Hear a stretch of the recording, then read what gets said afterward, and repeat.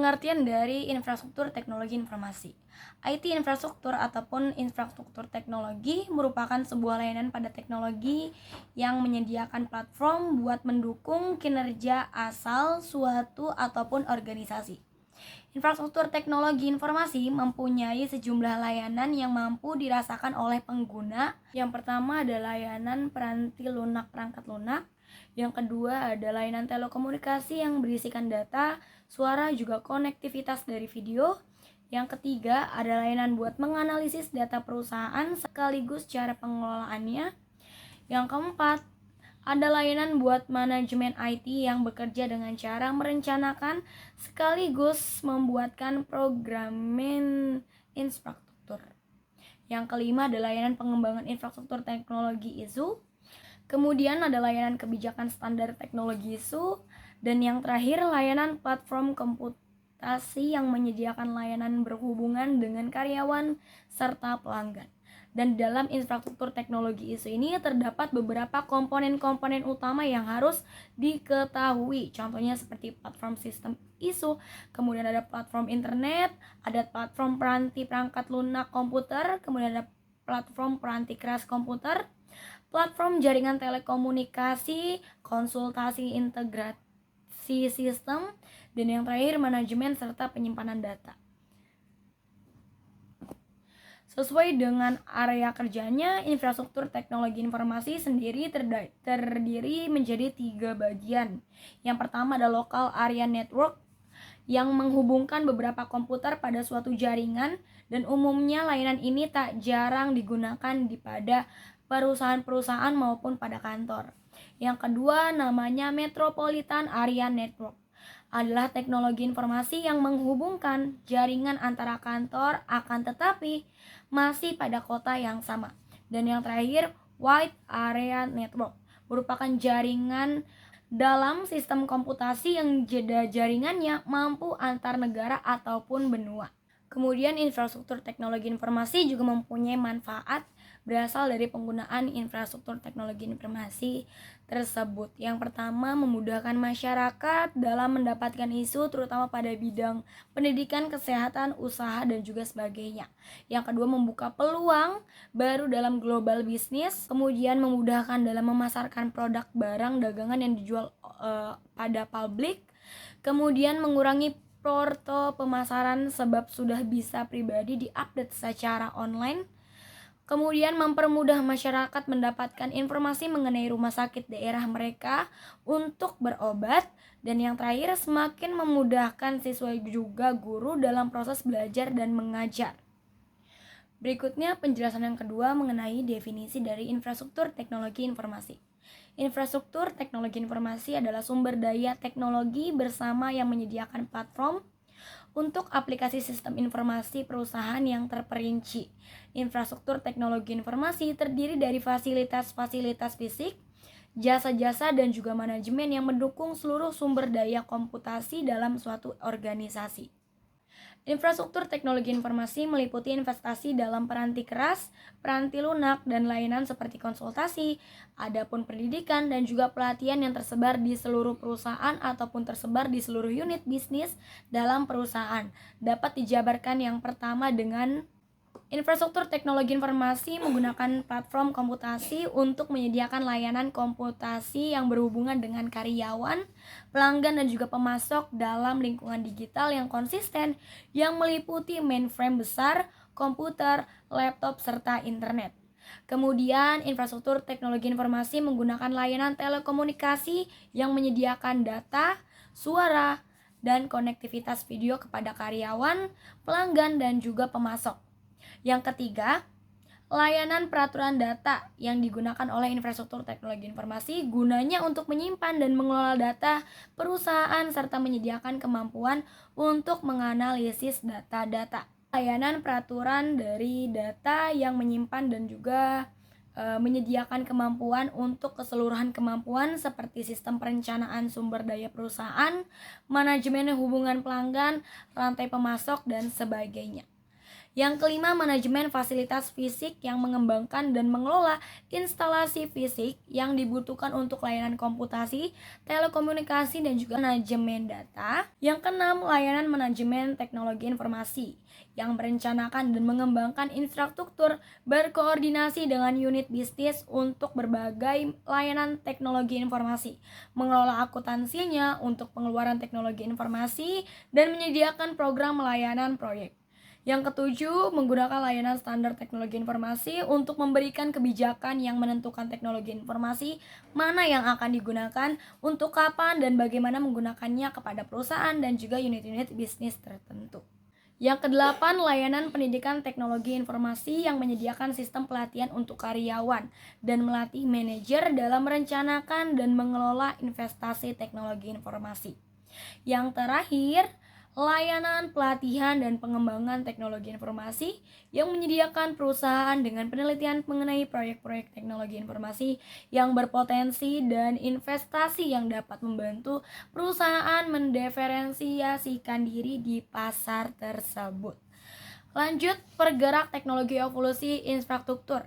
Yang pertama dari hukum Moore dan daya pemrosesan, yang kedua hukum penyimpanan digital besar, yang ketiga hukum Metcalfe dan ekonomi jaringan, kemudian mengurangi biaya komunikasi dan internet, dan yang terakhir nomor 5, dampak jaringan standar. Nah, infrastruktur teknologi informasi sendiri itu juga mempunyai komponen-komponen infrastrukturnya. Yang pertama dari perangkat kelas komputer, perangkat lunak komputer, manajemen dan penyimpanan data, jaringan atau telekomunikasi, internet, layanan dan konsultasi integrasi sistem, dan yang terakhir namanya adalah sistem operasi.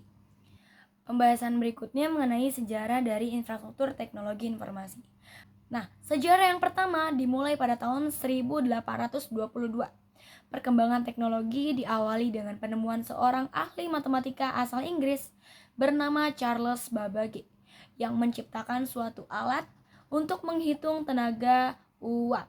Alat ini menunjukkan bidang teknologi informasi karena berhubungan dengan suatu data. Teknologi komputer berkembang menjadi komputer digital pada tahun 1930. Komputer digital ini ditemukan oleh seorang peneliti matematika bernama Alan Turing. Namun, komputer digital telah ditemukan terlebih dahulu oleh insinyur Jerman bernama Konrad Zuse. Akan tetapi, hancur akibat Perang Dunia Kedua pada tahun 1936. Melalui penemuan-penemuan ini, komputer berkembang melalui beberapa generasi ke generasi. Sejarah yang kedua, infrastruktur teknologi informasi pada tahun 1954 sampai 1959. Komputer mengalami perkembangan dengan menjadi masa komputer generasi kedua disebutnya. Komputer ini memiliki penggunaan energi yang lebih hemat, kecepatan yang lebih cepat, dan ukurannya yang minimalis. Yang kedua, sejarah dari infrastruktur teknologi informasi pada tahun 1940 sampai 1959. Komputer generasi pertama memiliki ukuran yang sangat besar, serta menggunakan energi yang sangat besar juga pastinya. Proses komputasinya masih sulit dideprogram dan memiliki kecepatan yang sangat terbatas. Salah satu contoh komputer generasi yang pertama pada masanya adalah Electronic Numerical Integrator Computer. Lanjut sejarah yang berikutnya pada tahun 1954 sampai 1959. Komputer mengalami perkembangan dengan menjadi masa komputer generasi kedua, di mana komputer ini memiliki penggunaan energi yang lebih cepat daripada sebelumnya atau generasi yang pertama, dan kecepatannya juga menjadi lebih cepat dan ukurannya juga yang minimalis daripada yang sebelumnya. Hal ini diakibatkan oleh penemuan transistor.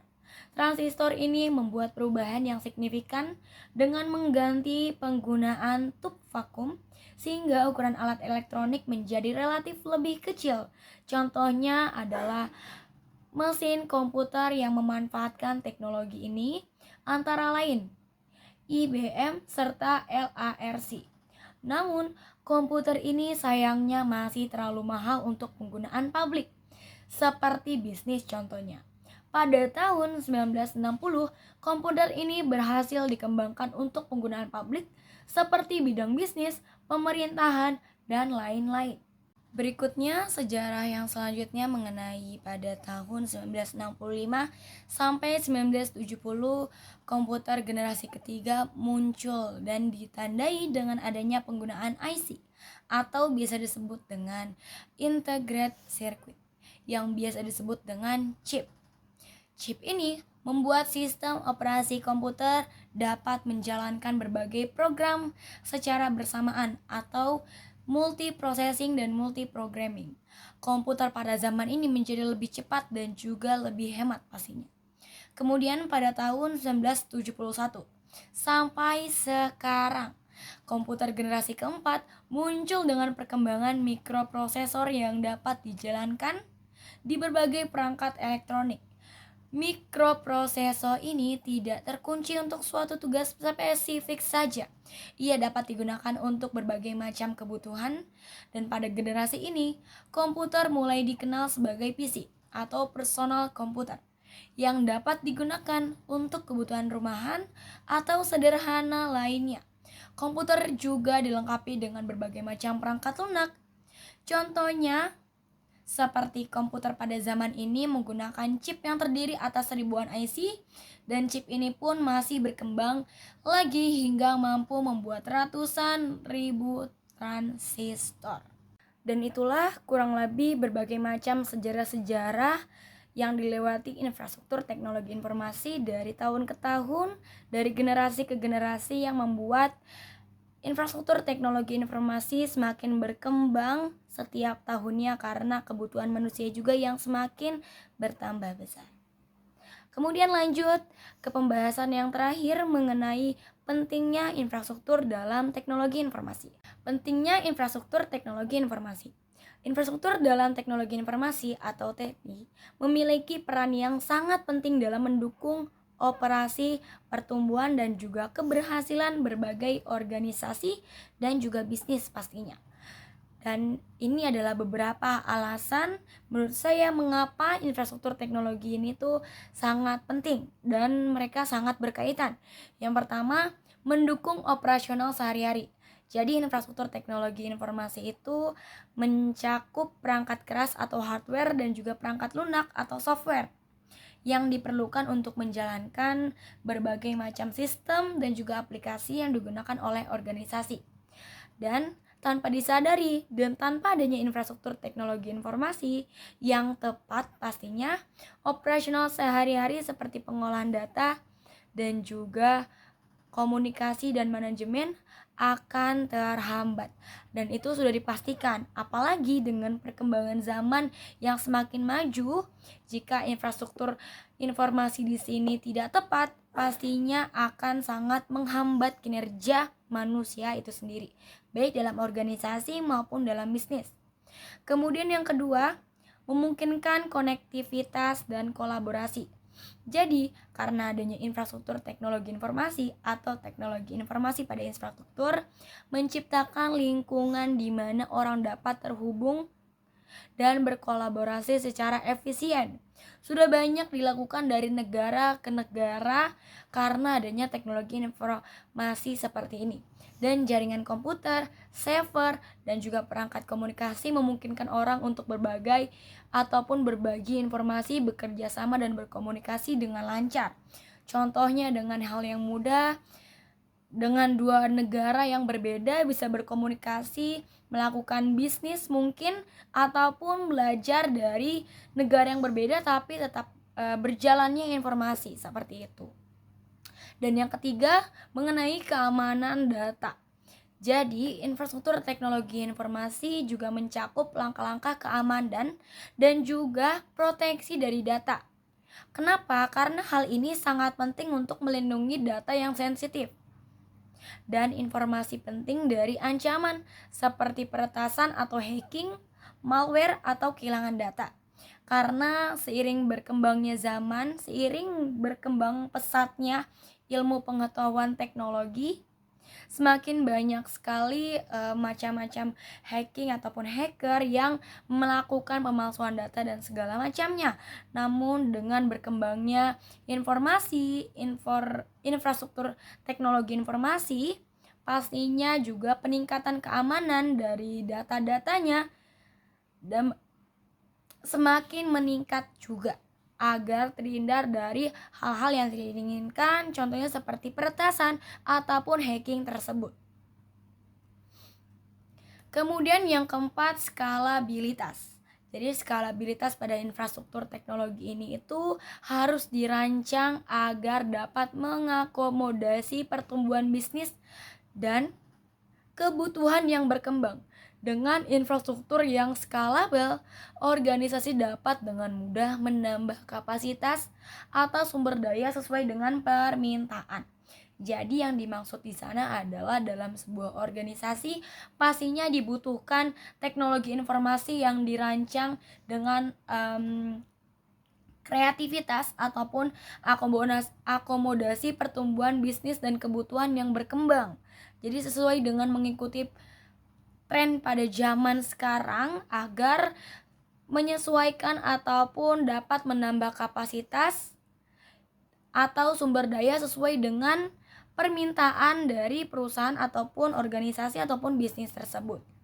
Yang kelima, dari efisiensi dan produktivitas pada infrastruktur teknologi yang efisien dapat meningkatkan produktivitas karyawan dan proses bisnis. Contohnya, server yang kuat dan sistem penyimpanan yang handal pasti dapat mempercepat akses data dan kinerja aplikasi, sehingga mengurangi waktu hambatan dan downtime. Jadi dalam beberapa kasus saat mau melakukan seperti login atau mendaftarkan data, jika teknologi informasi tersebut di sini tidak efisien atau tidak produktivitas, pastinya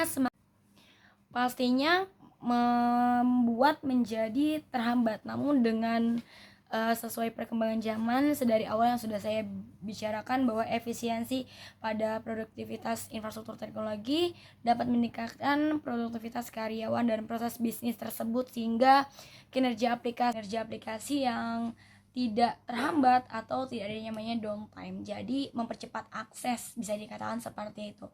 Kemudian yang keenam, ada keandalan pada infrastruktur teknologi informasi. Keandalan adalah faktor penting dalam infrastruktur teknologi informasi. Kenapa? Karena downtime atau gangguan sistem itu pasti terjadi.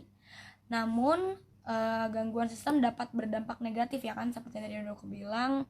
Dan pada operasi organisasi juga citra pada perusahaan itu sangat mengganggu karena dapat berdampak negatif. Tapi membangun infrastruktur teknologi informasi yang bagus dapat diandalkan dengan cara cat angan dan perawatan yang baik adalah kunci untuk menghindari kerugian. Baik, kurang lebih seperti itu penjelasan dari saya mengenai beberapa penjelasan dari infrastruktur teknologi informasi sendiri, kemudian dari definisinya, kemudian sejarah-sejarah infrastruktur teknologi informasi dari masa ke masa, generasi ke generasi, tahun ke tahun, yang setiap bergenerasi infrastruktur teknologi informasi makin banyak sekali macamnya.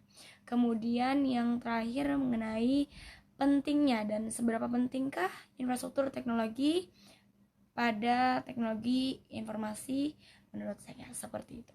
Kurang lebihnya mohon maaf. Terima kasih, semoga videonya dapat dimengerti. Assalamualaikum warahmatullahi wabarakatuh.